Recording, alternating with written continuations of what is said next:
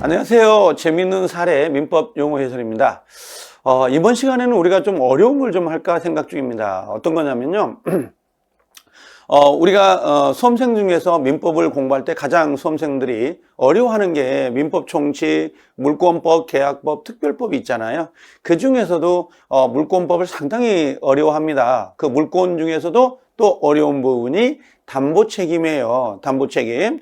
우리가 마지막에 배우잖아요. 담보책임 그러면 유치권하고 저당권인데요. 우리가 만약에 1교시의 학개론, 2교시의 민법 시험을 볼 때에 담보책임 정도가 되면 거의 문제수로 계산해 보면 63번, 64번 이쯤 되거든요. 그러면 학개론을 먼저 부동산 학개론을 풀고 오고 한 60번대를 우리가 풀고 있다면 머리가 좀 지끈지끈하죠. 그때 우리가 푸는 게 담보책임인 유치권하고 저당권을 풀게 돼요. 근데 그 중에서 좀 담보책임이라는 게 뭔지 또 담보책임에 관련된 용어들이 몇 개 있어요. 뭐 부종성, 수반성, 이전성 이런 것들이 나오거든요. 그 부분을 하나 우리가 좀 정리를 할까 합니다. 자, 그래서 한번 보시면 담보책임 그래요. 담보책임. 이 담보책임은 언제든지 시험에 나옵니다. 그리고 이 내용들은 반드시 숙지하고 계시면 여러분들이 그 시험을 볼 때 상당히 보탬이 됩니다. 이 용어 정리 담보책임은 상당히 중요한 부분인데요. 자, 담보라고 해요. 담보라고 합니다. 담보라고 해요. 담보책임 그러는데요. 우리가 담보물권에서 이 담보물권이라는 거, 담보물권에서 가장 대표적인 게 어떤 거냐면 요 유치권하고요. 그 다음에 또 하나가 저당권이라 그래요. 이 저당권, 담보물권 이렇게 정리가 되어 있습니다. 문제수로는 63번, 64번 뭐 그쯤 되는 문제이거든요. 자, 어떤 게 있냐면 자, 우리가 가장 많이 쓰는 게 어떤 게 있냐면 저당권이 가장 많지 않아요. 일반적으로 담보물권에서는. 그러면 갑이란 사람이 이렇게 의리한 사람에게 돈 1억을 대출을 받는다고 합시다. 우리가 은행 가서 대출을 받아요. 그러면 이 사람을 우리가 채권자라고 하죠. 나중에 돈 달라고 청구할 수 있는 사람. 이 사람을 우리가 뭐라 그래요? 채무자. 요 1억을 뭐라 그래요? 이걸 우리가 채권 이렇게 표현해요. 지금 여기는 물권이 없네요. 그렇죠? 뭔가 저당을 잡았다 또는 유치권을 가지고 있다 그런 말이 없으니까 당연히 그냥 채권이라 그런다고. 그런데 나중에 여러분들 생각해 보세요. 친구가 한 1억 빌려달라고 했는데 1억을 빌려줬다고? 근데 그 친구가 돈을 못 갚으면 뭔가 불안하지 않을까요? 그렇죠? 그래서 그 채권의 어떤 피담보 채권을 확보할 수 있는 이 채권을 받을 수 있는 실현수단이라고 할까요? 그걸 어느 정도 확보를 하려고 할 거예요. 그러면 은행에서도 요 은행이라고 생각해 봐요. 돈 1억을 빌려줬잖아요. 근데 갑이란 채무자가 돈을 변제하지 않는다면 당연히 의뢰 입장에서는 골머리가 아플 거 아니에요. 그래서 그 1억을 받아내는 수단을 강구를 해요. 그게 어떤 거냐 그랬더니 만약에 채무자가 이렇게 건물을 하나 가지고 있다고 합시다. 그러면 갑이 돈 1억을 변제하지 않는다면 을이라는 사람은 이 집을 가지고 뭔가 피담보 채권, 이 채권을 확보하려고 할 거예요. 그래서 나오게 된 게 뭐냐면 일반적으로 저당권 요게 하나 나온 거예요.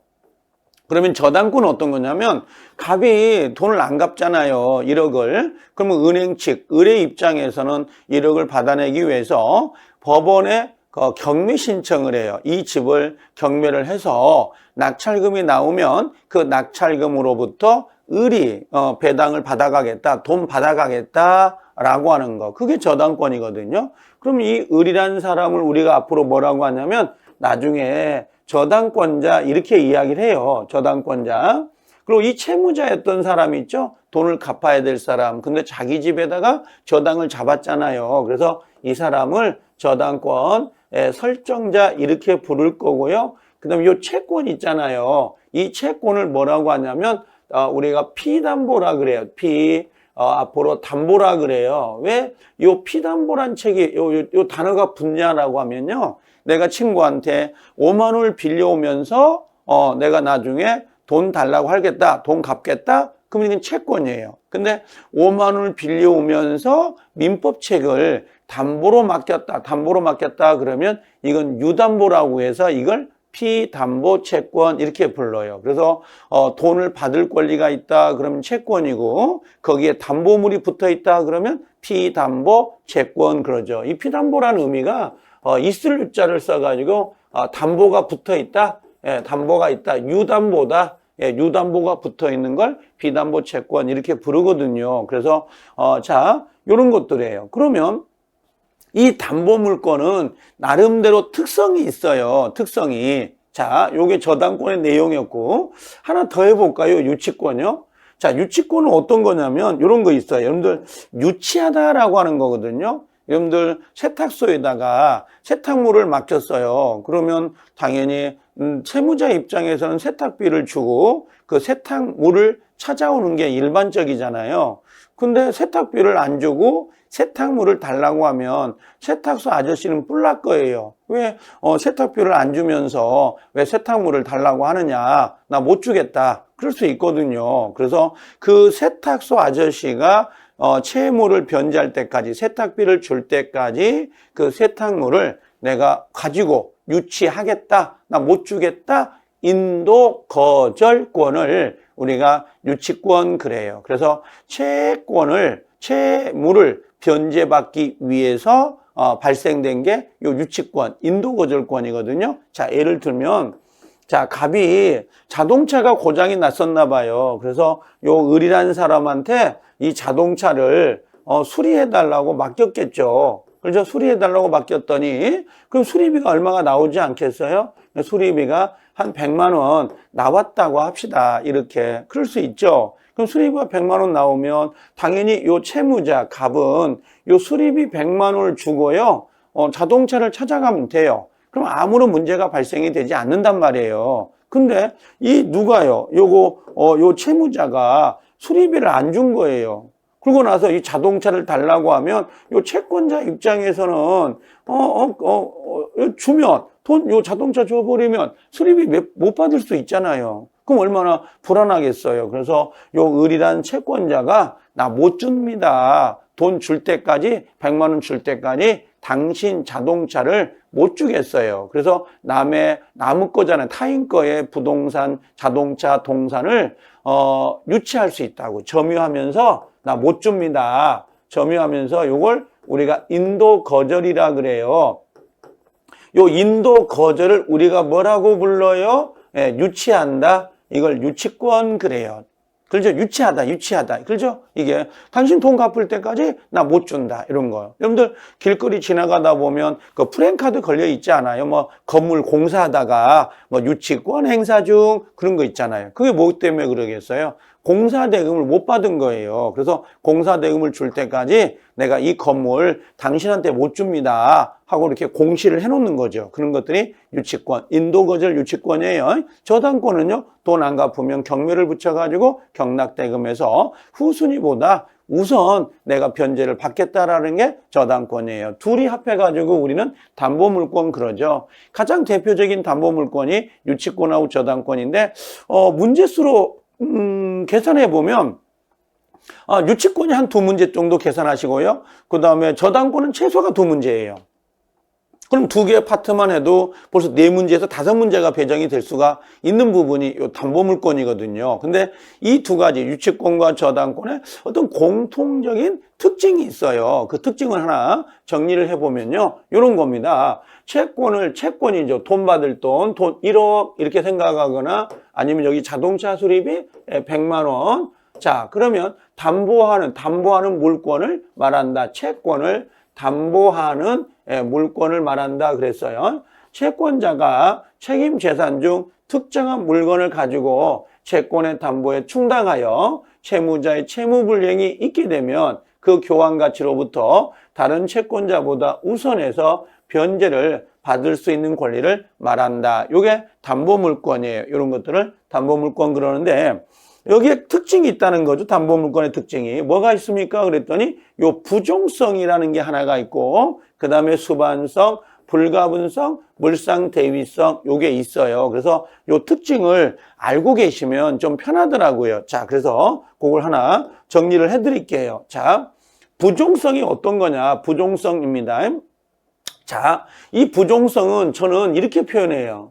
운명을 같이 한다 이거거든요. 운명을 같이 한다. 자, 아까 갑이라는 사람이 있고 을이라는 사람이 자기 집에다가 이렇게 저당을 잡았잖아요. 그리고 돈 1억을 빌려왔단 말이에요. 근데 나중에 누가요? 나중에 자, 요 갑이란 채무자가 돈 1억, 요 1억을 요렇게 변제를 해버렸어요.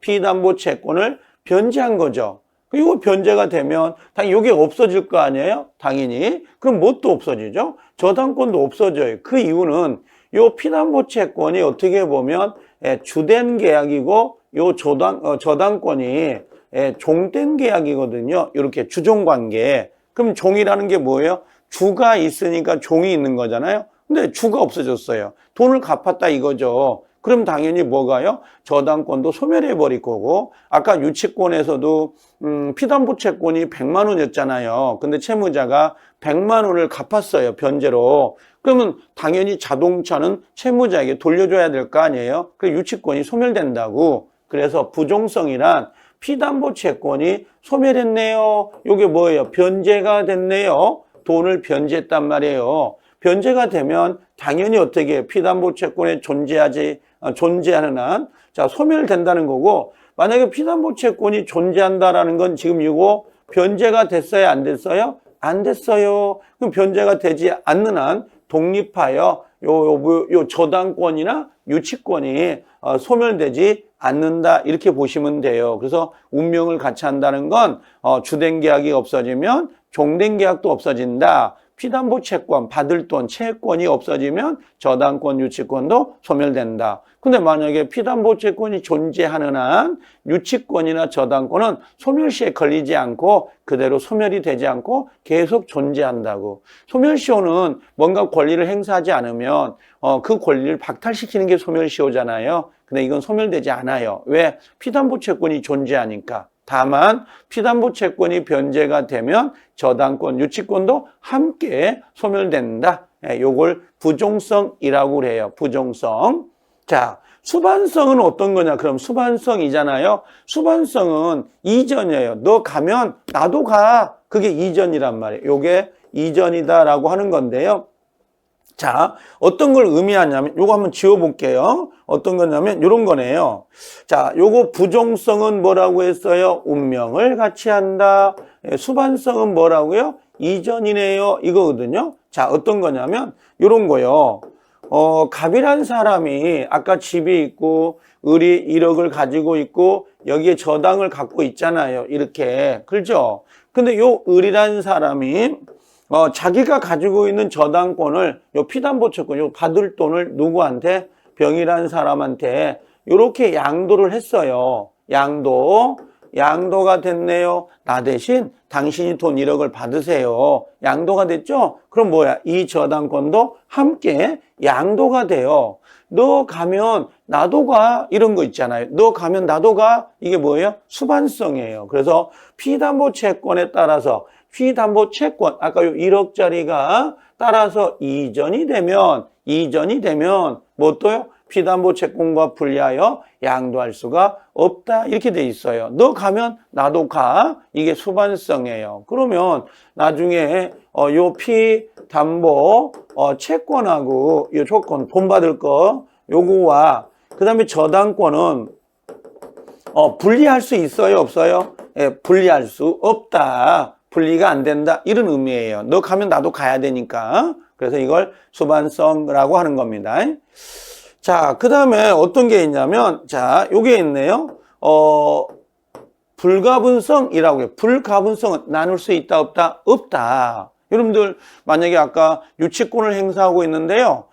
채무자가 100만 원 중에 90만 원을 갖고 왔어요. 90만 원. 그럼 아직 10만 원 못 받았죠? 10만 원 모두 받을 때까지 자동차 전부를 유치할 수 있는 거예요. 그게 불가분성. 전부 받을 때까지. 전부 피담보 채권 전액을 변제 받을 때까지 목적물 전부를 뭐라고? 미친다. 소멸되지 않는다. 자, 요거 아까 갑의 집, 을이라는 사람 1억이 있어요. 여기에 저당을 잡고 있어요. 근데 누가 있다는 거예요? 요 1억이라는 거 있잖아요. 근데 이 친구가 얼마를 갚았냐? 9천을 갚은 거야. 9천을. 그럼 이 친구는 지금 얼마를 못 받은 거예요? 1,000만 원 못 받았잖아요. 그럼 1,000만 원을 못 받았으니까 이 을이 요 집을 경매 붙일 때 1,000만 원만큼만 경매를 붙이는 게 아니에요. 전부를 붙여요. 전부를. 전부를 경매 붙일 수 있다. 요걸 뭐예요? 불가분성, 나눌 수 없다. 나눌 수 없다. 그래서 피담보채권 전액을 변제받을 때까지 전부에 대해서 저당권, 유치권 효력이 미치는 겁니다. 라고 하는 거. 이게 바로 불가분성. 이렇게 이야기를 합니다. 자, 그 다음에 물상대위라고 했네. 물상대위가 좀 어려워요. 실제는요. 여러분들이 좀 기억을 하고 갈 필요가 있는 것 중에 아주 중요한 부분인데요. 자, 요거 한번 해볼게요. 자, 갑이 집이 있고 을이라는 사람이 돈 1억이 있었잖아요, 아까. 근데 여기다 저당을 잡아놨단 말이죠. 이렇게. 근데 나중에 뭐가 있냐면 요 저당권이라는 거 있잖아요. 저당권인데 나중에 갑이 돈을 안 갚으면, 변제하지 않으면 이 집을 경매 붙일 수 있는 거잖아요. 그렇죠? 근데 이 집이 뭐가 됐냐면 멸실, 그 다음에 훼손, 그렇죠? 또는 뭐가 수용이 됐다고 할까? 수용? 이렇게. 그럼 멸실되고 훼손되고 수용돼 버리면 요 을이라는 사람은 이 집을 경매 붙이고 싶어도 경매를 붙일 수가 없어요. 그럴 거 아니에요? 그러면 요걸 어떻게 할 거냐? 멸실 훼손돼서 집이 없어지면서 가치 변형물이 나온 거야. 요 가치 변형물이. 그럼 가치 변형물이 나왔다라고 하는 건 뭐예요? 가치 변형물이 나왔다 그러면 당연히 뭐가 돼요?